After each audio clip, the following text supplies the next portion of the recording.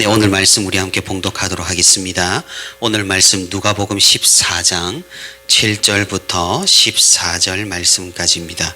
제가 말씀을 봉독하도록 하겠습니다.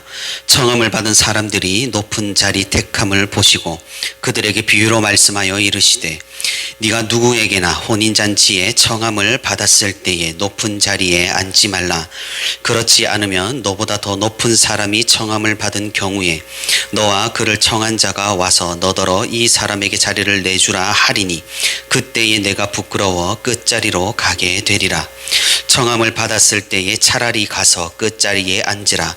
그러면 너를 청한 자가 와서 너더러 벗이어 올라 앉으라 하리니 그때에야 함께 앉은 모든 사람 앞에서 영광이 있으리라. 무릇 자기를 높이는 자는 낮아지고 자기를 낮추는 자는 높아지리라. 또 자기를 청한 자에게 이르시되 내가 점심이나 저녁이나 베풀거든 벗이나 형제나 친척이나 부한 이웃을 청하지 말라. 두렵건대 그 사람들이 너를 도로 청하여 내게 갚음이 될까 하노라. 잔치를 베풀거든 차라리 가난한 자들과 몸 불편한 자들과 저는 자들과 맹인들을 청하라. 그리하면 그들이 갚을 것이 없으므로 내게 복이 되리니 이는 의인들의 부활 시에 내가 갚음을 받겠음이라 하시더라. 아멘. 네, 오늘도 주님의 은혜를 사모하여 이렇게 새벽 기도에 나온 모든 성도 여러분 진심으로 환영하고 또 축복합니다.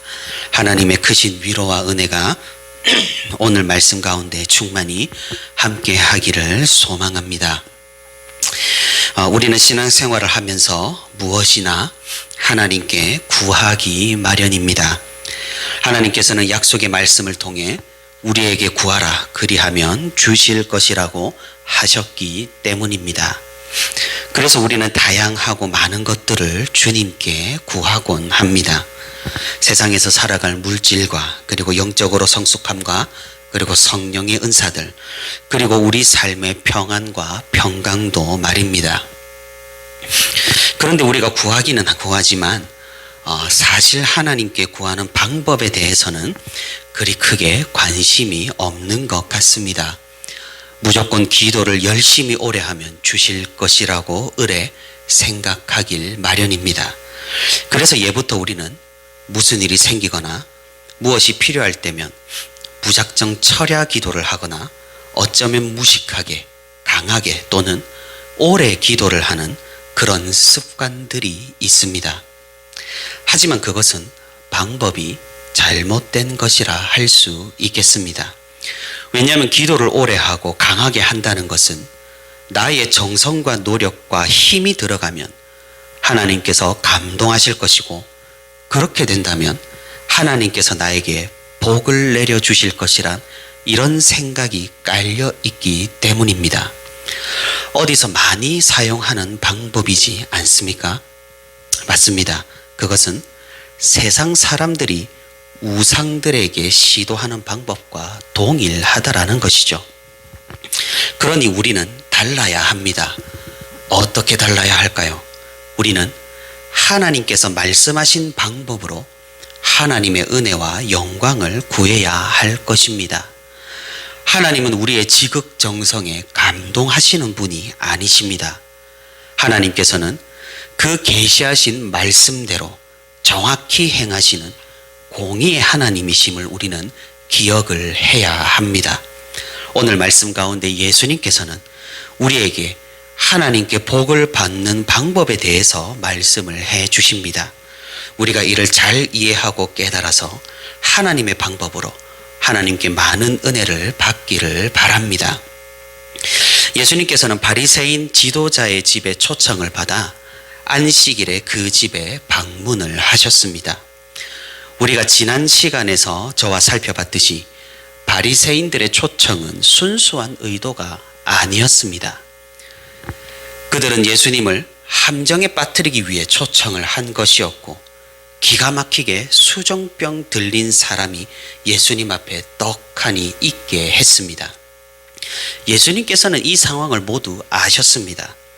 이들의 함정인 것과 여기에서 예수님이 병자를 고친다면 이들이 앞으로 무슨 일을 행할지 그리고 어떤 일들이 벌어질지를 아셨습니다. 하지만 우리 예수님께서는 그럼에도 불구하고 그 사명의 길을 위해 이를 피하지 않으셨고 자신의 역할을 모두 다 하셨습니다. 아마도 바리새인들은 이런 예수님의 기백에 기가 눌렸을 것입니다. 그들의 특성상 예수님에게 반기를 들고 또 고함을 치고 또 예수님에게 논쟁을 했어야 했지만 이런 예수님의 거룩함에 완전히 압도되었습니다. 바리새인들이 누구입니까? 당대 종교 지도자들, 하나님의 율법을 해석하는 권한을 부여받은 자들, 사실 어떤 사람도 이들을 훈계하거나 교훈할 수가 없었을 것입니다. 하지만 예수님께서 이제 그 바리새인들에게 오늘 말씀에서 훈계도 하시고 교훈도 전하시는 모습을 우리가 볼 수 있는 것입니다. 이 당시 유대인들이 단체로 식사를 하게 된다면은 U자 형태로 자리를 마련하여서 식사를 했습니다. 그러면 당연히 중앙석이 가장 상석이 되었고 오는 사람 중 지위가 가장 높은 사람부터 중앙에 이렇게 앉게 되었습니다. 상석에서 멀어지는 U자 끝으로 갈수록 그 사람의 지위도 낮아졌던 것입니다. 만약 한꺼번에 사람들이 모여서 이렇게 앉게 된다면 큰 문제가 없겠지만은 도착 시각이 달라서 한 명씩 입장을 하게 된다면 참으로 분위기가 애매해질 수 있다는 것이죠. 앞서 온 사람보다 지위가 높은 사람이 오면은 먼저 앉은 자리를 비켜줘야만 하는 그런 민망함이 있기 때문입니다. 예수님께서 사람들이 자리에 앉는 것, 바리새인들이 자리에 앉는 것을 지켜보시니 들어오는 사람마다 자기가 상석에 앉는 것이었습니다. 그러다 자기보다 지위가 높은 사람이 오면은 교면쩍게 일어나서 한 칸씩 끝자리로 이동하는 것이 참으로 웃지 못할 그런 일들이 일어나는 것을 보셨던 것입니다. 예수님께서는 그런 바리새인들에게 말씀을 하셨습니다.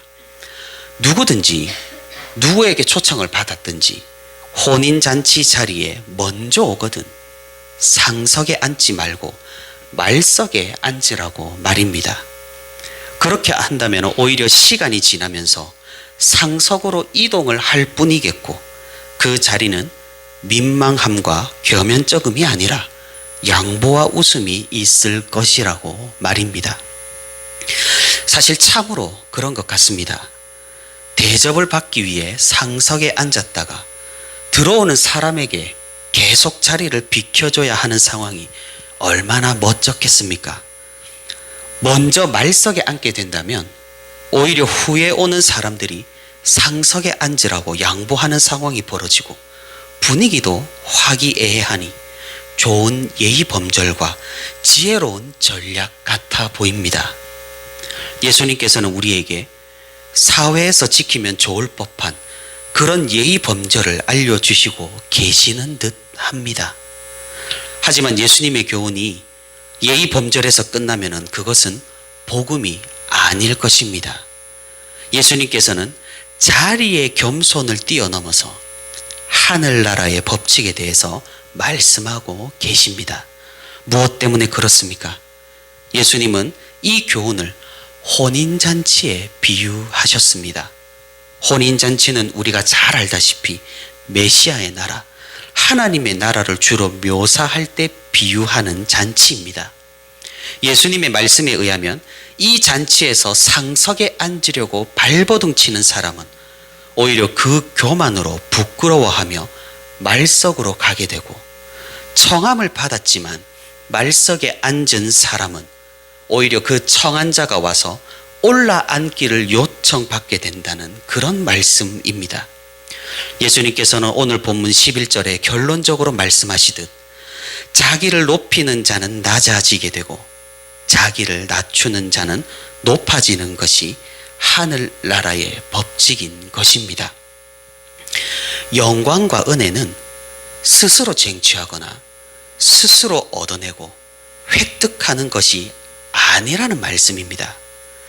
그것은 하나님께 달라고 고함을 치고 떼를 쓰고 기싸움을 한다고 주시는 것이 아니라는 사실입니다.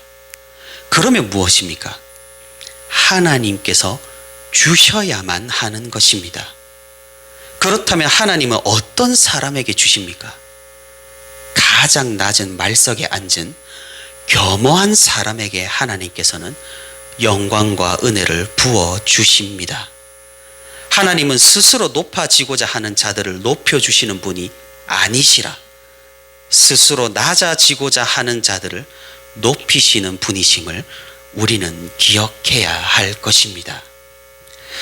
제가 부산에서 전도사로 사역을 할 때 그 교회에서는 참으로 대외 활동을 많이 했습니다. 부산에 있는 교회가 연합을 하여 하는 행사에는 청년부까지 동원이 되어서 참여를 해야만 했습니다. 그래서 전혀 갈 이유도 없고 갈 마음도 없는 청년들을 다독거리고 끌고 다니느라고 정말로 애를 먹었던 기억이 그리 달갑지만은 않게 뇌리를 스치곤 합니다. 아마도 부활절 연합 예배였던 것으로 저는 기억을 합니다. 미군 부대가 장소를 이동하면서 그 거대한 부지에 부산에서 큰 공원을 하나를 만들었는데 그곳에서 부산에 있는 교회 대부분이 참여한 부활절 연합 예배를 굉장히 크게 드렸습니다. 정말 많은 사람들이 있었습니다. 스피커도 거대하게 설치를 하고 무대도 거대하게 설치를 하고 많은 사람들이 그 예배에 참여하고 이렇게 잔디밭에 돗자리를 깔고 앉아서 함께 예배를 드렸습니다. 그래서 저와 이제 젊은 집사님들 그리고 청년들 그리고 학생들이 한자리에 이렇게 앉아서 예배에 참여를 했습니다. 그런데 그런 행사에 가면 을에 있는 순서죠. 갑작스럽게 귀빈을 소개하길 시작하는 겁니다. 예배 중간에 말이죠. 부산시장, 국회의원, 시의원, 구청장, 여기 큰 교회 목사님, 저기 큰 교회 목사님 등등 말입니다. 그러자 그 소개를 듣던 젊은 집사님들이 엄밀히 말하면 욕은 아니지만 굉장히 기분이 안 좋은 티를 내면서 자리를 박차고 그 자리를 떠나버립니다. 청년들도 보니 실망한 표정으로 그냥 자리를 떠버립니다. 결국 저와 중고등부 학생들, 말 잘 듣는 우리 중고등부 학생들만 남아서 정말 겸연쩍게 그 자리를 지켰던 그런 기억이 있습니다. 참으로 사람은 그런 것 같습니다. 누가 그러지도 않았는데 스스로를 과대평가합니다. 누가 말하지도 않았는데 스스로 상석에 앉으려고 합니다. 누가 들어오라고 하지도 않았는데 스스로 천국 문은 따놓은 당상이라고 말하는 것이 바로 우리들의 모습입니다. 사랑하는 성도 여러분, 하나님께서 주시는 복은 우리가 스스로 쟁취할 수 있는, 획득할 수 있는 그런 성질이 아닙니다. 그것은 전적으로 하나님께 달려있다는 사실입니다. 우리의 마음이 겸허하길 바랍니다. 그것도 복을 받기 위해서 일부러 겸손한 척하는 것이 아니라 정말로 나는 아무것도 아니라는 그 존재론적인 겸손, 하나님이 아니라면 나는 아무것도 아니라는 그 진실한 겸허가 우리에게 있기를 바랍니다. 예수님께서는 계속해서 교훈을 이어가고 계십니다. 바리새인들은 자신의 공동체를 위해서, 결집과 단합을 위해서 자주 모여서 이렇게 식사를 하고 교제를 나누었습니다. 당연하게도 그 자리는 바리새인들과 겸상할 만한 그런 위치의 사람들만이 참여를 할 수 있었고, 또 초청을 받아 함께한 사람에게는 굉장히 큰 영광이 되었을 것입니다. 무려 하나님의 말씀을 맡은 지도자들과 함께하는 그런 자리였으니까 말입니다. 그러니 그 얼마나 어깨에 힘이 들어갔겠습니까? 바리새인들은 자신들의 카르텔을 더욱 공고히 하면서 서로에 대해서 더욱 유대감과 신뢰를 쌓고 이것저것 주고받으면서 사회에서 높은 지위를 이런 식으로 유지를 했을 것입니다. 예수님께서는 이런 형태도 달갑게 보지 않으셨습니다. 외국 영화를 보면은 이것과 유사한 장면을 우리가 볼 수가 있습니다. 미국에서는 세금을 납부하는 대신 기부를 종용하는 그런 문화가 있죠. 그래서 자선단체에서 기부 파티를 열고 부자들을 초청해서 기부를 받는 그런 장면이 영화를 보면은 종종 등장을 합니다.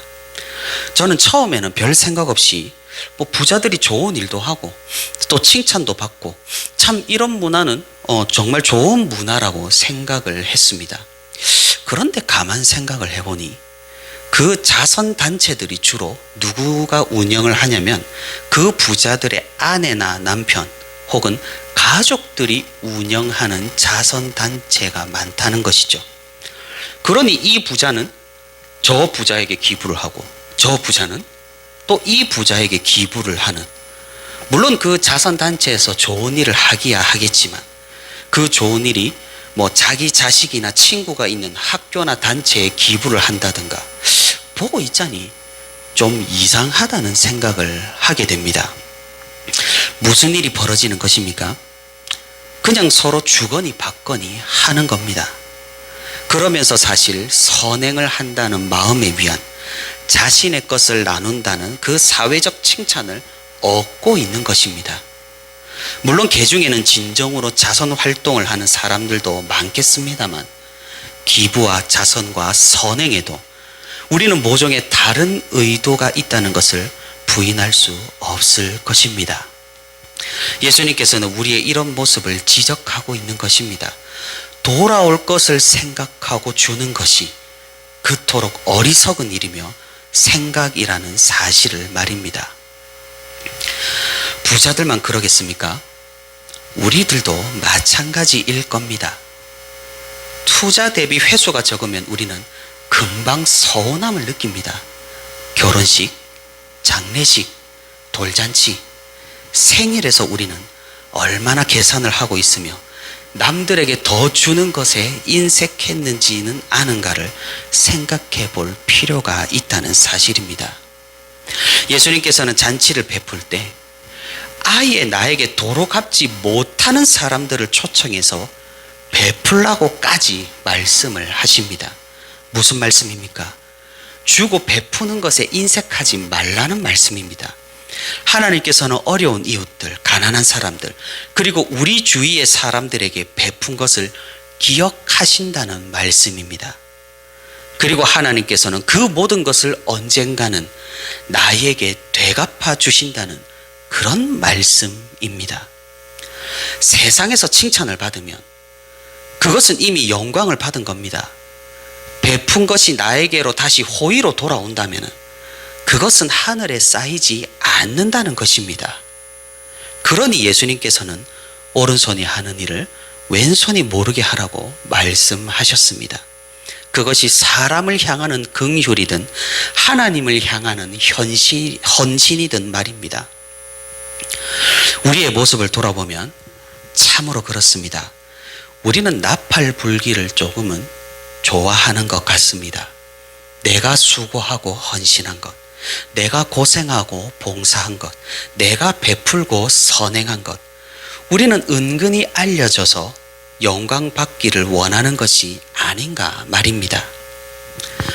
여러분이 아시다시피 저는 목사 안수를 받은 지 이제 2개월째 되지 않았습니다. 그래서인지 성도님들이 저보고 목사님이라고 하면 속으로 얼마나 깜짝깜짝 놀라는지 모릅니다. 제가 목사라는 것이 아직도 실감이 잘 나지 않으니까 말입니다. 이런 마음을 은퇴할 때까지 유지할 수 있으면 저는 아마도 정말 좋은 목사가 될 것 같습니다만 저라고 어쩌겠습니까? 언젠가는 이 목사라는 직분이, 성도분들이 불러주시는 목사라는 이 이름이 너무나도 익숙해져 버릴 날이 올 것입니다. 그 시기를 늦추기 위해, 또 그 시기가 오더라도 겸허해지고 겸손해지기 위해 저는 날마다 저를 치는 각고를 해야 할 것입니다. 사랑하는 성도 여러분, 되돌아오는 선행은 하나님이 인정하지 않으신다는 사실을 우리가 기억하기를 바랍니다. 영광과 은혜도 마찬가지입니다. 우리가 사람들에게서 또 지금 이 세상에서 받는다면 우리는 더 이상 하나님께 받을 것이 없습니다. 우리가 받는 인정 중에 가장 으뜸은 하나님께서 나를 인정해 주시는 것임을 우리가 기억하기를 바랍니다. 그래서 우리가 이 땅이 아니라 하늘에 많은 것을 쌓고 사람에게서가 아니라 하나님께로 받을 것을 기대하며 신앙생활 할 수 있기를 바랍니다. 말씀을 맺도록 하겠습니다. 오늘 예수님께서는 우리에게 무엇을 말씀하고 계십니까? 그것은 겸손과 겸허입니다. 우리가 하나님께 복을 받는 최고의 비결입니다. 우리가 하늘나라의 영광과 은혜를 받는 최선의 방법입니다. 기독교적 역설이죠. 세상은 나를 자랑합니다. 나를 PR합니다. 내가 이런 능력을 가졌다. 내가 이런 사람이다. 내가 이런 일을 했다고 어필합니다. 하지만 그리스도인은 다릅니다. 우리는 능력이 있지만 겸손합니다. 우리는 이런 일을 행했지만 우리가 한 것이 아닙니다. 우리는 이 많은 것들을 가졌지만 우리의 것이 아닙니다. 나는 아무것도 아닙니다. 하나님이 나의 전부십니다. 이 고백이 바로 기독교적 역설입니다. 이런 겸손과 겸허가 우리에게 있을 때 하나님께서는 우리에게 부어주실 것이며 우리를 높이 들어 올려 주실 것이며 우리를 정하여 상석으로 앉히실 것입니다. 그 하나님의 놀라운 역사를 기대하고 하나님께서 부어주실 복을 위해 기도하며, 하지만 그것이 우리가 하는 것이 아니라 겸손과 겸허로 하나님께 맡겨드리기를 바랍니다. 그렇게 기도하고 그렇게 살아가고 또 그렇게 소원하는 저와 우리 부천시민교회 모든 성도가 되기를 소망합니다.